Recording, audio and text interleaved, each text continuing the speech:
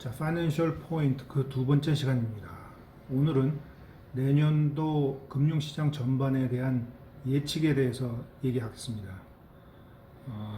파이낸셜 타임즈의 12월 26일자 기사로 내년도 시장을 전반적으로 예측하는 좋은 기사가 실렸기에 이것을 소개하고자 합니다.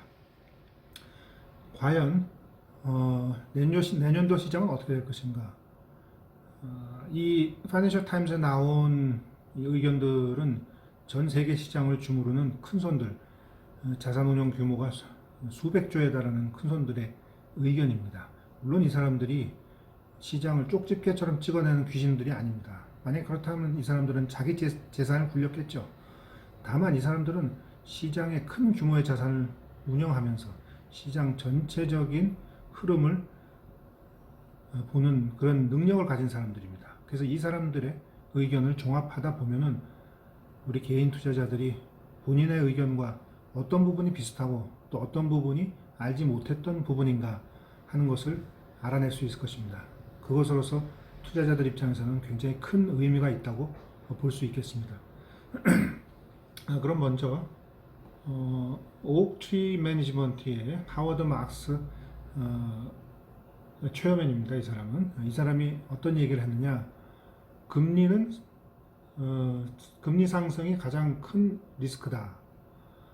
그러나 페드는 이 금리 상승에 크게 신경을 쓰지 않을 것이다. 이렇게 얘기했습니다. 역시 주식 투자자들에게 가장 큰 우려는 금리 상승이고, 그러나 현재 상황이 페드가 금리를 주도적으로 인상시킬 수 있는 그런 상황은 아니다라는 얘기가 되겠습니다. 두 번째, 발렌틴 뉘른벤 후이자는 이름 굉장히 어렵습니다. NNIP의 CIO입니다. 이분은 어떤 얘기를 했냐면은 중앙은행이 인플레에 대해서 그렇게 심각하게 생각하지 않는다. 금리 인상의 위험은 그렇게 크지 않다. 그리고 지금까지 주가 상승에서 뒤처져 있었던 금융주 같은 것들을 주목해 볼 필요가 있다. 이렇게 얘기했습니다. 다만 성장주라고 하는 것은 이제 growth stock입니다. 현재 가치보다도 미래 가치로 인해서 더 인정을 받는 주식들. 대표적인 게 뭡니까? 테슬라죠. 현재 가치를 인정을 받는 주식은 밸류 스탁이라고 합니다. 뭐 금융주라든지 또는 뭐 거대 기업들, 전통적인 산업의 기업들을 밸류 스탁이라고 할 수 있습니다. 그래서 이 그로스 스탁, 이 테슬라, 구글 같은 그로스 스탁의 경우에는 금리 인상 시 가장 큰 타격을 받을 것이다. 뭐 당연한 얘기입니다. 이런 예상했습니다. 그리고 또 하나 중요한 얘기를 했는데요. 지금 가장 큰 리스크는 모든 사람들이 시장을 장밋빛으로 보고 있는 것이다. 이게 굉장히 중요한 말입니다. 모든 사람이 한 방향으로 시장을 생각하고 있다면 이것은 굉장한 리스크다. 이 점을 강조했습니다. 그 다음에 샘 핑켈슈타인이라고 골드만삭스 에셋 매니지먼트의 픽스드 인컴 CIO입니다. 이분은 어떤 얘기를 했냐면은 과도한 코로나 지원책으로 인해서 시장의 유동성이 너무 풍부해지고 따라서 시장의 전반적인 수익률이 지나치게 낮아졌다. 그래서 이렇게 되다 보니까 금융정책이든 재정정책이든 너무 많이 써가지고 정부가 시장을 지원할 수 있는 정책 수단이 지금 많이 결여되어 있는 상태다. 이렇게 얘기했습니다. 굉장히 좀 위험한 상황이라는 얘기죠. 시장이 잘못됐을 때 정부가 나서서 이것을 안정시킬 수 있는 수단이 굉장히 제한적이다는 얘기입니다. 그래서 이 사람은 내년도 시장은 균형 잡힌 포트폴리오를 구성해야 된다라고 얘기했습니다만 이것은 어느 한쪽에 쏠리지 말고 보수적으로 운영을 해야 된다. 이런 의미를 갖고 있다고 할 수 있겠습니다. 그 다음에 빈센 모티어라고 아문디의 부 CIO입니다. 데프티 CIO. 이분은 어떤 얘기를 했냐면 최근의 상승은 백신에 대한 강력한 믿음을 바탕으로 이루어졌다. 그러니까 백신이 어차피 나올 거니까 세상은 좋아질 거다. 그러니까 주식은 계속 올라갈 거다. 이런 얘기입니다. 그러나 실제 백신이 개발되는 거 하고 또 그것이 배급이 되고 또 투약이 돼서 효과를 발휘하는 것까지는 상당한 불확실성이 있다. 그 부분에 대해서 불확실성을 감안해야 된다. 이런 얘기가 되겠습니다. 그리고 또 하나 중요한 얘기는 앞서 말한 거와 좀 일맥상통합니다만은 이 시장 수익률이 계속해서 떨어지기 때문에 사람들은 조금 더 일들을 높은 자산을 찾으려고 계속 노력을 한다. 그 얘기는 종전 같으면 굉장히 많은 비용을 지불하고 시장에서 차입을 해야 했던 기업들, 좀 부실한 기업들이 시장 수익률이 전반적으로 내려가다 보니까 아주 싼 비용으로 조달을 할 수 있다 이겁니다. 이것을 이제 투자자 입장에서는 일드 헌팅 현상이 일어나고 있다고 지적했습니다. 자, 그러다 보니까 정상적인 상황에서는 정리가 돼야 되는 기업들이 낮은 금리를 바탕으로 계속해서 생존하고 있다. 이것은 굉장한 경제 구조 하에서의 리스크다. 이런 언급을 하고 있습니다.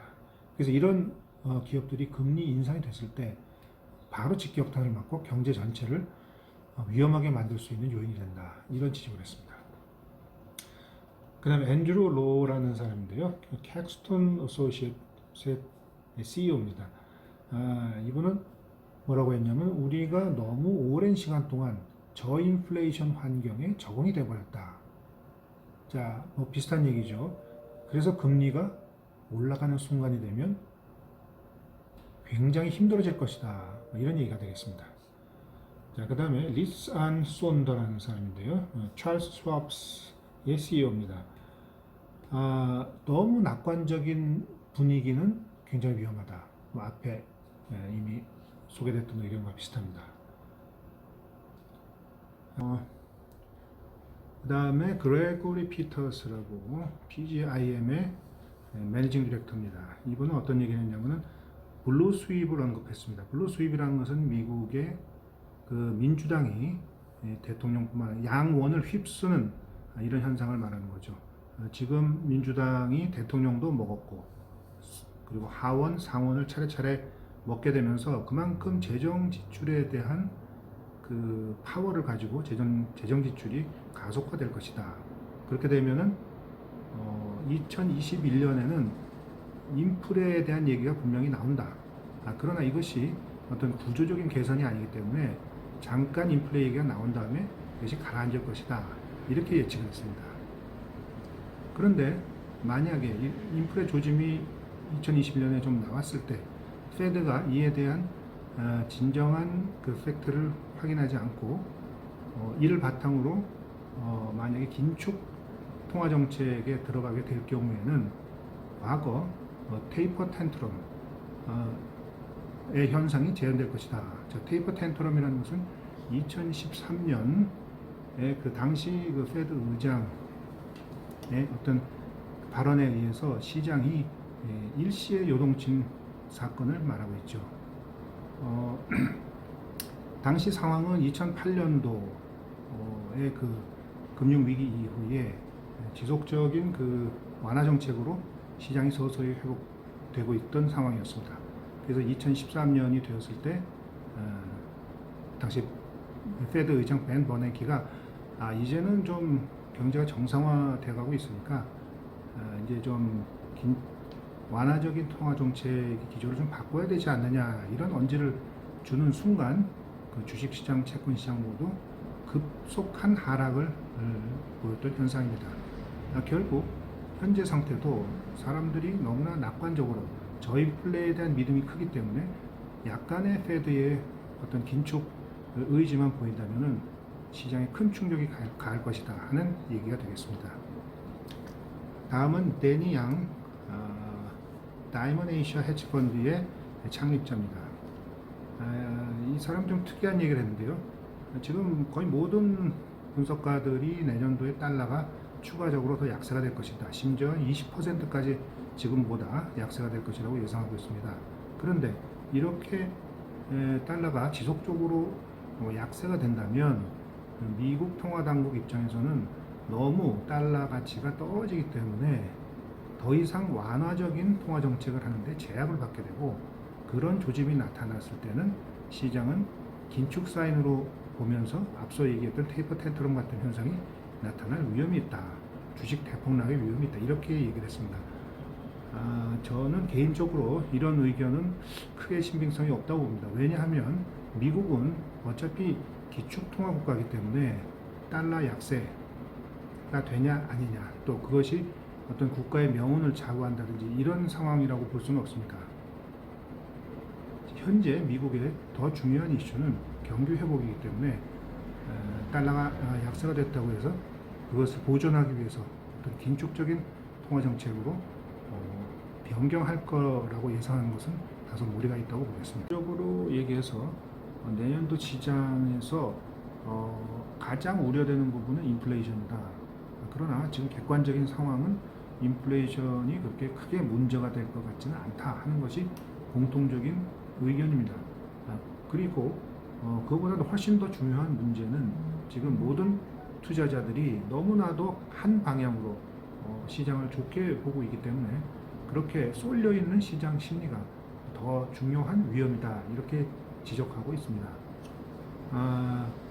그리고 좀 더 장기적으로 볼 때 이렇게 너무나 어려운 시장 경제 환경으로 인해서 완화적인 재정 통화 정책으로 인한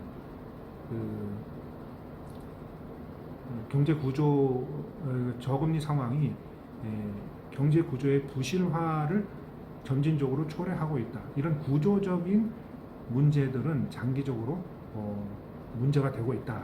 이런 얘기가 되겠습니다. 종합적으로 볼 때 결국 인플레이션이 가장 큰 화두다. 인플레이션 우려가 본격적으로 대두되진 않겠지만 인플레이션의 동향을 면밀히 관찰해야 되는 것만은 분명한 사실입니다. 그래서 여러분들이 투자 활동을 할 때 미국의 인플레이션 상황을 수시로 체크할 수 있는 방법을 알려드리겠습니다. 미국의 인플레이션을 시시각각으로 가장 빠르게 반영하는 것은 10년물 미국 국채 수익률입니다. 인플레이션의 우려가 조금이라도 있다면 10년물 미국 국채의 수익률은 뛰게 되어 있습니다. 그래서 이 동향을 계속 관찰한다면 인플레이션 상황을 가장 빠르게 모니터링 한다고 보겠습니다. 구체적으로 미국 인플레이션율을 관찰하는 좋은 방법은 블룸버그 앱을 핸드폰에 깝니다. 그리고 거기에 나와 있는 본드 부문에서의 10년물 수익률의 동향을 파악하는 것입니다. 미국 시장은 매일 밤 한국 시간으로 10시 반에 개장합니다. 10시 반이 딱 되는 순간 미국 시장이 움직이면서 채권 가격, 10년물 수익률이 요동을 치게 되어 있습니다. 이것을 여러분들이 계속 관찰한다면 미국 시장의 인플레를 어떻게 돌아가는지 면밀하게 파악할 수 있을 것입니다.